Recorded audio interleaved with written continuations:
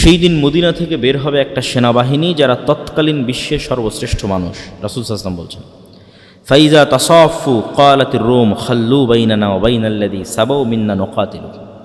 তখন মদিনা থেকে আসা এই সর্বশ্রেষ্ঠ অশ্বারোহী বাহিনীকে রোমানরা বলবে, তোমরা আমাদের জন্য রাস্তা ছেড়ে দাও, আমরা এই সিরিয়ান শামের এদের সাথে যুদ্ধ করতে চাই, তোমরা কেন মধ্যে বাধা হচ্ছ? ফায়াকুলুল মুসলিমুনা লা ওয়াল্লাহি লা নুখাল্লি বাইনাকুম ওয়া বাইনা ইখওয়ানিনা। তখন মদিনার মানুষরা বলবে, আমরা আমাদের সিরিয়ার ভাইদেরকে একা ছেড়ে দিতে পারি না। ফায়ুকাতিলুনাহুম ফায়ানহাজিমু থুলুথুন লা ইয়াতুবুল্লাহু আলাইহিম। ভয়ঙ্কর যুদ্ধ হবে। এই যুদ্ধে একদল মানুষ পালিয়ে যাবে যুদ্ধের মাঠ থেকে। যুদ্ধের মাঠ থেকে পালিয়ে যাওয়া অনেক বড় কবিরা গুনাহ। তো একদল মানুষ যুদ্ধের মাঠ থেকে পালিয়ে যাবে। রাসূল সাল্লাল্লাহু আলাইহি ওয়াসাল্লাম বলছেন, আল্লাহ কোনোদিন তাদের তওবা কবুল করবে না। মুসলমানদের একদল মানুষ যুদ্ধের মাঠ থেকে পালিয়ে যাবে, এদের তওবা কোনোদিন কবুল হবে না। ওয়ায়ুকতালু সুলুসুহুম, আর মুসলমানদের 3 ভাগের 1 ভাগ শহীদ হয়ে যাবে। রাসূল সাল্লাল্লাহু আলাইহি ওয়াসাল্লাম বলছেন, এরা পৃথিবীর সর্বশ্রেষ্ঠ শহীদ। আফজালুশ শুহাদা ইনদাল্লাহ, আল্লাহর নিকটে শ্রেষ্ঠতম শহীদ হবে এরা। ওয়াইফতাতিহুস সুলুস, আর 1/3 তো পালিয়ে গেছে, 1/3 মারা গেছে, আর মুসলমানদের 1/3 আল্লাহ বিজয় দান করবেন রোমানদের উপরে। লা ইফতানুনা আবাদা, এই 1/3 এরা কোনোদিন আর কোনো ফিতনায় পতিত হবে না। ফায়াফতাহতিহুনা কুসতুনতুনিয়া, এই 1/3 কুসতুনতুনিয়া বিজয় করবে। আগের হাদিসে যেটা আমরা দেখলাম, এমন একটা শহর যার এক পাশ সমতল আর এক পাশ সমুদ্র, সেটাও কুসতুনতুনিয়া, এটাও কুসতুনতুনিয়া। কুসতুনতুনিয়াকে ইংরেজিতে বলা হয় কনস্টান্টিনোপল, আর আমরা এখন চিনি ইস্তাম্বুল নামে। তুরস্কের মোটামুটি অফিসিয়াল রাজধানী নয়, কিন্তু দীর্ঘদিনের রাজধানী ছিল, ঐতিহ্যবাহী শহর ইস্তাম্বুল। তুরস্কের ইস্তাম্বুল, যাকে আরবিতে বলা হয় কুসতুনতুনিয়া, ইংরেজিতে বলা হয় কনস্টান্টিনোপল। এই শহর তারা বিজয় করবে। তাহলে এই শহর কিয়ামতের পূর্ব মুহূর্তে বিজয় হচ্ছে, মানে এই শহর মুসলমানদের হাতে থাকবে না। তথা আজকের তুরস্ক যে মুসলমানদের হাতে আছে, এটা একদিন থাকবে না মুসলমানদের হাতে। এটা ইহুদি খ্রিস্টান অন্যদের দখলে চলে যাবে। নাহলে কিয়ামতের পূর্ব মুহূর্তে কিভাবে ইস্তাম্বুল বিজয় হবে? কেন এর পরপরে আবার দাজ্জাল বের হচ্ছে, তথা এটা কিয়ামতের পূর্ব মুহূর্তের ঘটনা।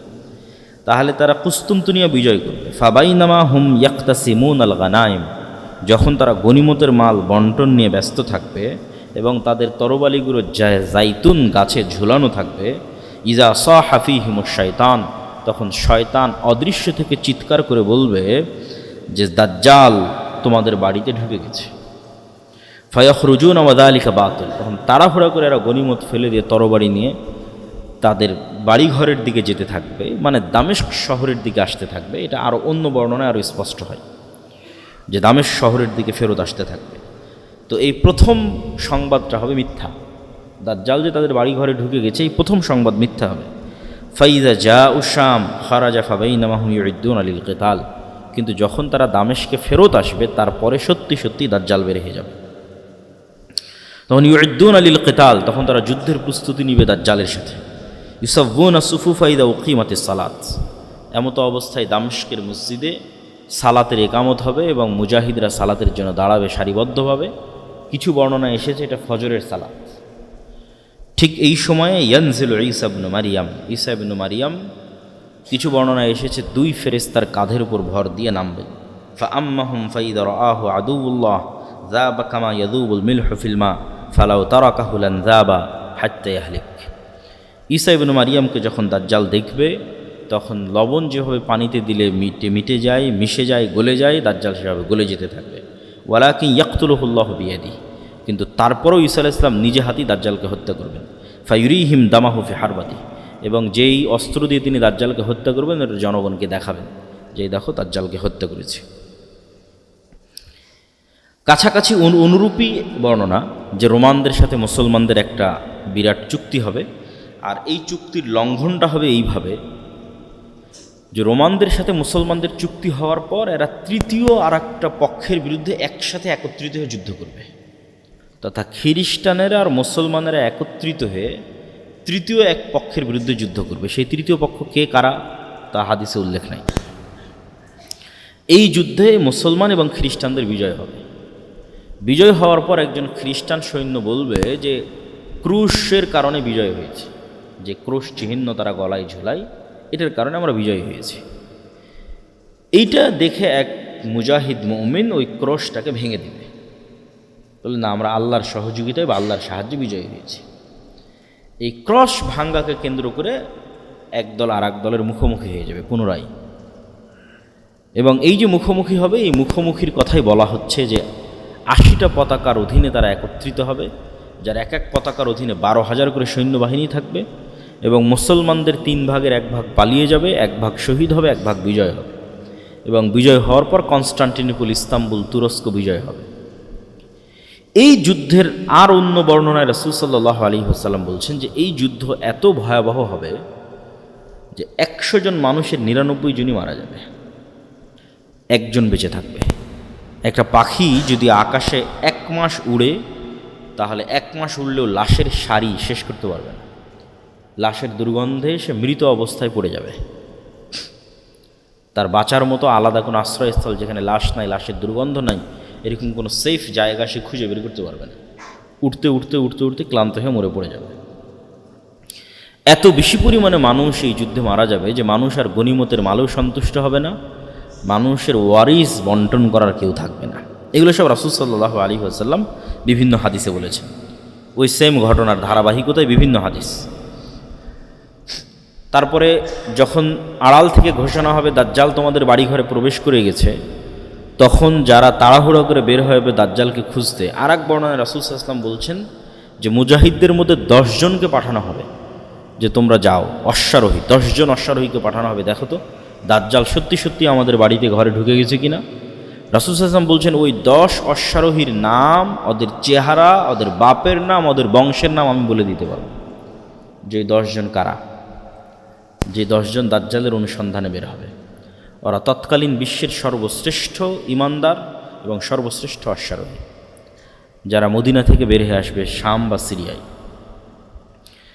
এবং রাসূল সাল্লাল্লাহু আলাইহি ওয়াসাল্লামের আর এক হাদিসে এই যুদ্ধের কথা বর্ণনা করতে গিয়ে তিনি বলেছেন যে সেই দিন মুসলমানদের হেডকোয়ার্টার হবে গুতা নামক জায়গা, যেটি আজকের শাম বা সিরিয়ার রাজধানী দামেস্কের অতি নিকটবর্তী একটি অঞ্চল, গুতা নামক জায়গা। রাসূল সাল্লাল্লাহু আলাইহি ওয়াসাল্লাম দাজ্জালের বিষয়ে কিছু হাদিস, বিস্তারিত দাজ্জালের ভয়ঙ্কর এবং ভয়াবহ ফিতনার কিছু হাদিস তিনি তুলে ধরেছেন, যেগুলো আমরা সংক্ষিপ্ত, বেশি সময় নিব না, অল্প অল্প করে আমরা একটা দুটো হাদিস বলে আজকের আলোচনা শেষ করব ইনশাল্লাহ। ফাতেমা বিনতে কাইস রাদিয়াল্লাহু তাআলা আনহা থেকে বর্ণিত, তিনি বলেন এক সালাতের পর আল্লাহর নবী বললেন মাইকে বা মুখে, মাইকে তো না, মুখে ঘোষণা হলো যে তোমরা সবাই বসে পড়ো, রাসূল সাল্লাল্লাহু আলাইহি ওয়াসাল্লাম কথা বলবেন। তো মানুষজন সব বসে পড়লো। রাসূল সাল্লাল্লাহু আলাইহি ওয়াসাল্লাম মেম্বারে দাঁড়ালেন। মেম্বারে দাঁড়িয়ে তিনি বলতে লাগলেন যে আজকে আমি তোমাদেরকে এমন এক গল্প শোনাবো যে গল্প আমি তোমাদের সামনে অনেক করেছি। এই গল্প হচ্ছে তামিম আদ-দারির গল্প। আন্না তামিম আদ-দারি কান রাজুলান নাসরানিয়ান, যে ছিল খ্রিস্টান মানুষ, যা ফাবায়া ওয়া আসলামা, সে আল্লাহ নবীর হাতে হাত রেখে ইসলাম গ্রহণ করার পর এই ঘটনা সে আল্লাহ নবীকে শোনায়। সেই ঘটনা হচ্ছে আন্নাহু রাকিবা ফি সাফিনাতিন বাহরিয়াতিন মা 30 রাজুলাম, সে তার নিজ গোত্র এবং আর 2-3টা আরব গোত্রের 30 জন মানুষকে নিয়ে একটা নৌকায় দীর্ঘ লম্বা সফরে বের হয়। ফালাইবা বিহিমুল মাউজু শাহরান ফিল বাহরি, সমুদ্রের ঢেউ তাদেরকে 1 মাস যাবৎ এদিক ওদিকে নিয়ে যেতে থাকে। তারা কোনো লোকেশন ট্র্যাক করা, আগের যুগের মানুষ তারা এবং চাঁদ দেখে দিক নির্ধারণ করে নৌকা পরিচালনা করত, কিন্তু ঝড় বৃষ্টি ঢেউয়ে আর কন্ট্রোল করতে পারেনি যে এই নৌকা কোন দিকে যাচ্ছে। তো অনেক পরে গিয়ে, দীর্ঘ 1 মাস পরে গিয়ে এই নৌকা একটা দ্বীপে গিয়ে ভিড়ল। সংক্ষেপে আমি শেষ করে দিচ্ছি। একটা দ্বীপে লাগার পর তারা সেখানে নামলো। নামার পর দেখতেছে একটা প্রাণী, ফালাকিয়াতুম দাব্বাতুন, একটা ভয়ঙ্কর প্রাণী যার অত্যধিক চুলের কারণে লা ইয়াদরুনা মা কুবুলুহু মিন দুবুরিহি, সামনে কোনটা পিছন কোনটা, মুখ কোন দিকে পিছন কোন দিকে এটা বোঝা যাচ্ছে না অত্যধিক চুলের কারণে। তখন এরা তাকে বলছে ওয়াই হাক, তোমার ধ্বংস হোক। তখন ওই প্রাণী উত্তরে বলছে আনাল জাসাসা, আমি হচ্ছে গোয়েন্দা। কল ও আমাল জাসাসা, ক্বালাত আইয়ুহাল কওম ইনতালিকু ইলা হাযা রাজুল ফিদ দাইর। তখন ওই গোয়েন্দা বলতেছে, তোমরা এইদিকে যাও, এখানে ভিতরে একটা লোক, প্রাসাদে একটা লোক তোমাদের অপেক্ষা করতেছে। তখন আমরা যখনই একটা মানুষের কথা শুনলাম যে একটা মানুষ অপেক্ষা করছে, তখন আমরা এর থেকে বেঁচে ফেরার জন্য, এই তো একটা প্রাণী যে নিজেকে গোয়েন্দা বলতেছে, তার থেকে বেঁচে ফেরার জন্য আমরা দৌড়ে চলে গেলাম ওই মানুষের দিকে। তো মানুষের দিকে গিয়ে দেখি ফাইদা ফিহি আ'যামু ইনসানিন রাআইনাহু কাত্তু, এত বিশাল দেহের মানুষ আমরা জীবনে কখনো দেখিনি, যাকে বাধা আছে তার হাত এবং তার কাঁধের সাথে বাধা আছে। মা বাইনা রুকবাতাইহি ইলা কা'বাইহি বিল হাদিদ, তার হাঁটু, তার হাত, কোনই, কাঁধ, এগুলো লোহার জিঞ্জির দিয়ে বাধা আছে। কুলনা ওয়াইলাক মা আনতা ক্বালা ক্বাদ কদারতুম আলা খাবরি ফাআখবিরুনি মা আনতুম। আমরা ওকে জিজ্ঞেস করলাম, এই তুমি কে? তো সে বলল, তোমরা তো জানবেই আমি কে, আগে বলো তোমরা যে তোমরা কারা, আমি কে এটা তো তোমরা জানবেই। তখন আমরা বললাম, নাহনু উনাসুম মিনাল আরব রাকিবনা ফি সাফিনাতিন বাহরিয়াতিন, আমরা আসলে আরবের কিছু মানুষ, ব্যবসায়িক কাজে বের হয়েছিলাম, এইভাবে আমরা এখানে আসলাম, এইভাবে তোমার কাছে পৌঁছলাম। তখন এই ব্যক্তি এই সমস্ত মানুষদেরকে জিজ্ঞেস করছে, আখবিরুনি আন নাখলি বাইসান, তিনটা প্রশ্ন করেছে। বাইসান খেজুর বাগানের কথা বলো, তাবারিয়া নামক সমুদ্রের কথা বলো, আর আইনে জোগার নামক ঝর্ণার কথা বলো, তিনটা প্রশ্ন। তখন এই মানুষজন তাদেরকে বলছে, তুমি এই তিনটার কি জানতে চাও? তুমি যে বাইসান খেজুর বাগানের কথা জানতে চাও, এটার কি জানতে চাও? বলে, আসআলুকুম আন নাখলিহা হাল ইউসমির আমলা, আমি জানতে চাই বাইসান খেজুর বাগানে এখনও খেজুর হয় না? বলে, এখনও হয়। তো অচিরেই একদিন এই বাগানে খেজুর হবে না। আমি জানতে চাই তাবারিয়া নামক এই সমুদ্রে, এই সাগরে, এই দ্বীপে, এই খালে পানি আছে না নাই? তো বলে, আছে। তো বলে, অচিরেই এখানে একদিন পানি থাকবে না। আইনে জোগার নামক ঝর্ণায় পানি আছে না নাই? তো বলে, আছে। তো বলে, অচিরে এখানে একদিন পানি থাকবে না। আধুনিক যারা গবেষক তারা গবেষণা করে দেখেছেন এই তিনটে জায়গায় এখন ইসরায়েলের সীমানার অন্তর্ভুক্ত, এবং তাবারিয়া নামক যে সুন্দর সমুদ্র, এটা খ্রিস্টানদের একটা অত্যন্ত ভ্রমণের জায়গা, পবিত্র ভ্রমণের জায়গা। তারা মনে করে যে ঈসা আলাইহিস সালাতু ওয়াস সালাম যত মোজেজা দেখিয়েছেন, সকল মোজেজা তিনি এই তাবারিয়া নামক সমুদ্রের পাশে দেখিয়েছেন। জীবিতকে মৃত করা, কুষ্ঠ রোগীকে ভালো করা, এই জন্য তারা এই তাবারিয়া সাগরকে তারা অনেক পবিত্র মনে করে, এবং লক্ষ লক্ষ খ্রিস্টান ইসরায়েলে ঘুরতে যায় এই তাবারিয়া নামক সাগর দেখতে। তো দাজ্জাল এই তিনটা জায়গার কথা জিজ্ঞেস করল। তারপরে 4 নম্বরে জিজ্ঞেস করলো, আখবিরুনি আন নাবিয়্যিল উম্মিয়িন, অশিক্ষিত মূর্খ নবীর কথা বলো। আনপড়, যিনি লেখা জানেন না, পড়া জানেন না, এরকম কোনো নবী এসেছে কিনা আরবে? আমাদের নবী মুহাম্মদ সাল্লাল্লাহু আলাইহি সাল্লাম লিখতেও জানতেন না, পড়তেও জানতেন না। ক্বালু ক্বাদ খারাজা মিন মক্কা ওয়া নাযালা ইয়াসরিব, হ্যাঁ তিনি এসেছে, মক্কা থেকে বের হয়ে মদিনায় হিজরত করেছেন। কী অবস্থা? বলে, তার সাথে আরবদের যুদ্ধ চলতেছে ইত্যাদি। তখন সে নিজে বলতেছে, ইন্না যাকা খায়রুন লাহুম ইউতিউহু, মানুষের কল্যাণ হবে এই নিরক্ষর, আনপড়, যিনি লেখা এবং স্বাক্ষর এবং পড়া জানেন না, এই নবীকে মেনে নেওয়া এটা মানুষের উচিত হবে। আর আমি তোমাদেরকে সংবাদ দিচ্ছি যে আমি হচ্ছে মাসিহ দাজ্জাল। আমাকে আল্লাহ সুবহানাহু ওয়া তাআলা একদিন বের হওয়ার অনুমতি দিবেন, সেই দিন আমি বের হব এবং 40 দিনে সমগ্র পৃথিবী সফর করব, গায়রা মক্কা ওয়া তাইবাহ, মক্কা এবং মদিনা ছাড়া। ফাহুমা মুহাররামাতানি আলাইয়া কিলতাহুমা, কেন মক্কা এবং মদিনা আমার উপর হারাম থাকবে। আমি যতবার মক্কা এবং মদিনায় প্রবেশ করার চেষ্টা করব, ততবারই ফেরেশতা তাদের উন্মুক্ত তরবারি দিয়ে আমাকে বাধা দিবে। তখন রাসূল সাল্লাল্লাহু আলাইহি ওয়াসাল্লাম তার যে খুতবার লাঠি ছিল, এই লাঠি দিয়ে এইভাবে বাড়ি দিয়ে বললেন, হাযিহি তাইবা, হাযিহি তাইবা, হাযিহি তাইবা, এটাই হচ্ছে সেই তাইবা, এটাই হচ্ছে সেই তাইবা, সেই মদিনা যেখানে দাজ্জাল প্রবেশ করতে পারবে না। এবং আমি এই দাজ্জালের ঘটনা তোমাদেরকে এর আগেও বলেছি। এবং রাসূল সাল্লাল্লাহু আলাইহি সাল্লাম হাত দিয়ে ইশারা করলেন পূর্ব দিকে, যে দাজ্জাল পূর্ব দিক থেকে বের হবে। মদিনা থেকে সরাসরি পূর্ব দিকে যদি রেখা টানা হয়, তাহলে যেই উপসাগরকে কেন্দ্র করে এখন যুদ্ধ চলতেছে সেই উপসাগর পড়ে আর কি, মানে সৌদি আরবের সীমানা যদি আমরা বাদ দিয়ে দিই, যে সৌদি আরবের সীমানার পরে আমরা পূর্ব দিকে মদিনা থেকে একটা রেখা টানতেছি, কোথায় গিয়ে থাকে? তাহলে সৌদি সীমানা শেষ হলে প্রথমে সাগর পড়বে, পারস্য উপসাগর, তারপরে ইরান পড়বে, তারপরে এইভাবে সামনের দিকে যেতে থাকবে পূর্ব দিক। তো রাসূল সাল্লাল্লাহু আলাইহি ওয়াসাল্লাম বললেন পূর্ব দিক থেকে দাজ্জাল বের হবে। দাজ্জাল সম্পর্কে রাসূল সাল্লাল্লাহু আলাইহি ওয়াসাল্লামের আরও দুই একটি সংক্ষিপ্ত বর্ণনা এই তথ্যের সাথে সম্পৃক্ত, কানেক্টেড। দাজ্জাল যে 40 দিন পৃথিবীতে ঘুরবে, এই 40 দিনের প্রথম দিন হবে 1 বছরের সমান, এই 40 দিনের দ্বিতীয় দিন হবে 1 মাসের সমান, এই 40 দিনের তৃতীয় দিন হবে 1 সপ্তাহের সমান, এবং এই 40 দিনের বাকি 37 দিন হবে স্বাভাবিক দিনের সমান। রাসূল সাল্লাল্লাহু জিজ্ঞেস করে আল্লাহ নবী, সে এত দ্রুত কীভাবে 40 দিনে সমগ্র পৃথিবী সফর করবে, তার গতি কেমন হবে? তো আল্লাহ নবী বললেন, কাল গাইসি ইস্তাদবারাতহুর রিহ, আকাশে যে তোমরা মেঘ দেখো, এই মেঘ যখন চলে, এই মেঘ চলার যে গতি, সেই গতি হবে। তা আল্লাহ নবী মেঘের সাথেই কেন সাদৃশ্য দিলেন আর মেঘের চলার গতির সাথেই কেন সাদৃশ্য দিলেন, এটা স্পষ্ট বোধগম্য নয়। সরাসরি দাজ্জালের নিজের গতি এরকম হবে আকাশে ওড়ার মতো, না দাজ্জাল আকাশে ওড়ার কোনো যন্ত্র ব্যবহার করবে, আল্লাহু আলাম, আল্লাহ সুবহানাহু ওয়া তাআলা ভালো জানেন। রাসূল সাল্লাল্লাহু আলাইহি ওয়াসাল্লাম বললেন, দাজ্জাল যখন কোনো এলাকায় যাবে তখন তাদেরকে ডাক দিবে তার উপর ঈমান আনার জন্য। এই নরসিংদীর মানুষ, এই বাংলাদেশের মানুষ, ওই যে এরিয়াতে যাবে, তোমরা আমার প্রতি ঈমান আনয়ন করো। তো যেই এলাকার মানুষ ঈমান আনয়ন করবে, ওই এলাকার আকাশকে দাজ্জাল আদেশ দিবে, ফাতুমতিরুস সামা, আকাশকে আদেশ দেবে আকাশ বৃষ্টি বর্ষণ করে এলাকায়। তখন আকাশ সেই এলাকায় বৃষ্টি বর্ষণ করবে। জমিনকে আদেশ দিবে দাজ্জাল যে ফসল উৎপাদন করো, ফাতুমবিত, তখন সেখানে ফসল উৎপাদন হবে। আর ওই অঞ্চলের মানুষ টাকা পয়সা, ধন দৌলত, খাবার দাবারে পরিপূর্ণ হয়ে যাবে তাদের। এবার দাজ্জাল কোনো এক এলাকায় গিয়ে যখন বলবে যে এই ঈমান আনয়ন করো, আর ওই এলাকার মানুষ যখন বলবে যে না আমরা ঈমান আনয়ন করবো না, তখন দাজ্জাল ওই আকাশকে বলবে বৃষ্টি বন্ধ করে দাও, জমিনকে বলবে উৎপাদন বন্ধ করে দাও। ওই এলাকা থেকে দাজ্জাল যখন চলে যাবে তখন সেটা দুর্ভিক্ষে পরিণত হয়ে যাবে। আর এক হাদিসে রাসূল সাল্লাল্লাহু আলাইহি ওয়াসাল্লাম, আমরা যে শাম সিরিয়ার যে মুজাহিদদের কথা বলতে যখন ঈসা আলাইহিস সালাম আসবে, ওখানেও বলা আছে যে শাম বা সিরিয়ার মানুষ দাজ্জালের আনুগত্য না করার কারণে সেখানে দুর্ভিক্ষ দেখা দিবে, এবং মানুষ তার ধনুককে আগুনে পুড়িয়ে সেটার রশি খাওয়া শুরু করবে, এই পরিমাণ দুর্ভিক্ষ দেখা দিবে।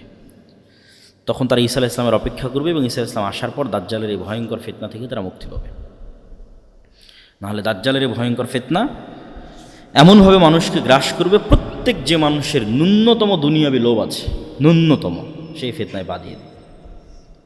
আর যে মানুষের চুল পরিমাণ দুনিয়ার লোভ নাই, যে মৃত্যুর জন্য প্রস্তুত, যে আমার জন্ম হয়েছে বাস মরার জন্য, ঈমান অবস্থায় মৃত্যুকে সকল কিছুর উপর প্রাধান্য দিবে, এই ধরনের মানুষেরা দাজ্জালের ফিতনা থেকে বেঁচে যেতে পারে। এটা পৃথিবীর সবচেয়ে ভয়ঙ্কর ফিতনা, যে ফিতনা সম্পর্কে অতীতের সকল নবী রাসূল সতর্ক করেছেন। রাসূলুল্লাহ সাল্লাল্লাহু আলাইহি ওয়াসাল্লাম দাজ্জালের কথা বলতে গিয়ে আরও বলেছেন যে দাজ্জাল মদিনার একজন মানুষকে হত্যা করে জীবিত করবে।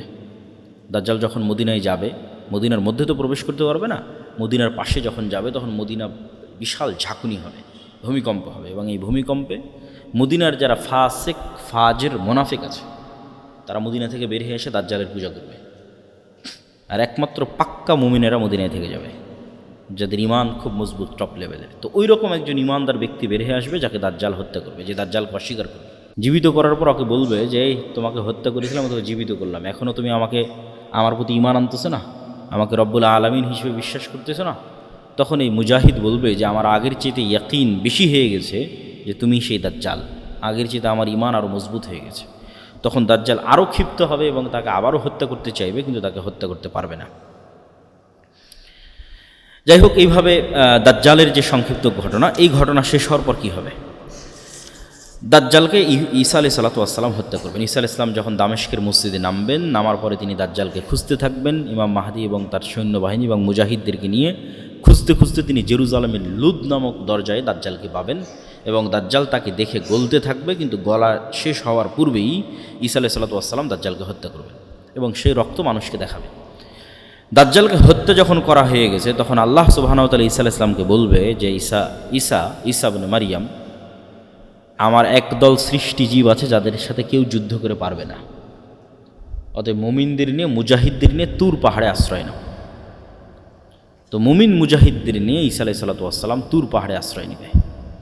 আর আল্লাহর সেই সৃষ্টিজীব কারা? তারা হচ্ছে ইয়াজুজ আর মাজুজ। তখন ইয়াজুজ এবং মাজুজ পৃথিবীতে বের হবে, এবং পৃথিবীর সকল সমুদ্র, সকল নদীনালা, খাল বিল, পুকুর, ফসল ফল ফলাদি সব খেয়ে শেষ করে দেবে, কিচ্ছু বাকি রাখবে না। এবং এই ইয়াজুজ এবং মাজুজের এই ভয়ঙ্কর যে পরীক্ষা, আসলে মুসলমানদের শক্তি যে দুনিয়াবী শক্তি নয়, এটা এই জায়গাতেও প্রমাণ হয় যে একজন নবী তিনি তুর পাহাড়ে আশ্রয় নিয়ে আছে, তাকে আল্লাহ বলছে না যে তুমি যাও ইয়াজুজ মাজুজের সাথে যুদ্ধ করো, কারণ আল্লাহ আগেই বলে দিয়েছে যে আমার একদল বান্দা আছে, ইবাদান লি, আমার বান্দা, লা ইয়াদান লি আহাদিন বিকিতালিহিম, কারো ক্ষমতা নাই যে ওদের সাথে যুদ্ধ করবে। তাহলে ঈসা আলাইহিস সালামের বাঁচার রাস্তা কি? আল্লাহর কাছে কান্নাকাটি করা। একজন নবী আল্লাহর কাছে এবার কান্নাকাটি করবে, ইমাম মাহাদি সহ এবং সকল মুজাহিদ সেনাবাহিনী সহ, যে আল্লাহ ইয়াজুজ মাজুজের এই বিপদ থেকে আমাদের রক্ষা করে। খাবার নাই, পানি নাই, কয়দিন এভাবে চলে। তাহলে আল্লাহর কাছে ফিরে যাওয়া ছাড়া এবং আল্লাহর আশ্রয় ছাড়া মুমিন এবং মুসলমানদের বাঁচার কোনো রাস্তা নেই। এটা নবী ঈসা জীবিত থাকা অবস্থায়, দাজ্জালের মতো এত ফিতনা অতিক্রম করার পরে, দাজ্জালকে নিজে হাতে হত্যা করার পরে এবার ঈসা আলাইহিস সালামকে আল্লাহর কাছে কাঁদতে হচ্ছে তুর পাহাড়ে। তো যখন ঈসা আলাইহিস সালাম এবং ইমাম মাহদী এবং মুজাহিদরা আল্লাহর কাছে তুর পাহাড়ে কাঁদবে, তখন আল্লাহ সুবহানাহু ওয়া তাআলা তাদের দোয়া কবুল করে এক প্রকার বিষাক্ত পোকা, অসুস্থতা এই সমস্ত ইয়াজুজ এবং মাজুজের ঘাড়ে দিয়ে দিবেন, যেটার কারণে তারা সব মারা যাবে এবং সেটার দুর্গন্ধে টেকা যাবে না। তখন আবার ঈসা আলাইহিস সালাম এবং মুজাহিদরা আল্লাহর কাছে আবার কান্নাকাটি করে দোয়া করবে। তখন আল্লাহ সুবহানাহু ওয়া তাআলা একদল উট পাখির মতো একদল পাখিকে আল্লাহ সুবহানাহু ওয়া তাআলা পাঠাবেন, যারা উটের কুজের মতো একদল পাখিকে, যারা এই সমস্ত লাশকে উঠিয়ে নিয়ে গিয়ে, হাজার হাজার লক্ষ লক্ষ কোটি কোটি লাশকে উঠিয়ে নিয়ে গিয়ে কোথাও ফেলে দিবে। এবং আল্লাহ সুবহানাহু ওয়া তাআলা আসমানকে বলবেন বৃষ্টি বর্ষণ করো, এবং আসমান বৃষ্টি বর্ষণ করে পুরো পৃথিবীকে পবিত্র করে দেবে, সাফ করে দেবে। তারপরে আল্লাহ সুবহানাহু ওয়া তাআলা আসমান এবং জমিনকে আদেশ দিবেন যে তোমাদের মধ্যে যা রিজিক আছে, যা রহমত আছে, যা বরকত আছে, সব উন্মুক্ত করে দাও। তখনই একটা ডালিম একটা গ্রাম খাবে, তখনই একটা গরুর দুধ একটা বংশ খাবে, কেননা পৃথিবীর বরকতের যেটা সর্বোচ্চ স্তর, সেটাতে পৃথিবীকে পৌঁছে দেওয়া হবে। আর পৃথিবীতে যুদ্ধ বিগ্রহ বন্ধ হয়ে যাবে, এবং এতদিন যুদ্ধ বিগ্রহের যা অস্ত্র ছিল সেগুলোই জ্বালিয়ে পুড়িয়ে শেষ করতে 7 বছর পার হয়ে যাবে, এবং পৃথিবীতে ঈসা আলাইহিস সালাতু ওয়াস সালামের 7 বছরের সর্বশ্রেষ্ঠ ন্যায়পরায়ণের শাসনকাল প্রতিষ্ঠা হবে, ন্যায় এবং ইনসাফের শাসন 7 বছর। এই 7 বছর পার হওয়ার পর এক মৃদু বাতাসে, যে বাতাস মুমিনদের বগলে অনুভূত হবে, সেই মৃদু বাতাসে পৃথিবীর সকল মুমিন মৃত্যুবরণ করবে। তারপরে পৃথিবীতে শুধু ফাসেক, ফাজের এবং পাপিষ্ঠরা থাকবে। এবং যেই হাদিসগুলো আপনারা শুনে থাকেন যে এক সময় মানুষ পশু পাখির ন্যায় মিলিত হবে, লজ্জা বুঝবে না, এটা হবে সেই সমস্ত মানুষেরা। হজ এবং ওমরা বন্ধ হয়ে যাবে, এটা হচ্ছে সেই সমস্ত মানুষেরা। কাবা ঘর ধ্বংস করা হবে, এটা হচ্ছে সেই সমস্ত মানুষেরা। এগুলো ঈসা আলাইহিস সালাম এবং ইমাম মাহদী, দাজ্জাল, এগুলোর পরের কথা এবার আসতেছে। তখন পৃথিবীতে আর কোনো মুমিন বেঁচে থাকবে না, কেউ কোরআন পড়ার লোক থাকবে না, আল্লাহর নাম নেওয়ার লোক থাকবে না। সেগুলো এখন নয়, এগুলো হবে দাজ্জালের পরে, ঈসা আলাইহিস সালামের পরে, যখন আর কোনো মানুষ না আল্লাহকে চিনবে, না কোরআনকে চিনবে, না কাবাকে চিনবে, না মানুষের কোনো লজ্জা এবং হায়া থাকবে। কুকুর যেভাবে খোলা মাঠে মিলিত হচ্ছে, মানুষ সেভাবে মিলিত হবে। এই সমস্ত পাপিষ্ঠ, পাপাচারী, নিকৃষ্ট মানুষের উপর আল্লাহ সুবহানাহু ওয়া তাআলা কিয়ামত কায়েম করবে। তো এই হলো আজকে আমাদের সংক্ষিপ্ত আলোচনা, যে কিয়ামতের পূর্ব মুহূর্তে এই রকমের কিছু ভয়ঙ্কর এবং ভয়াবহ যুদ্ধ হবে।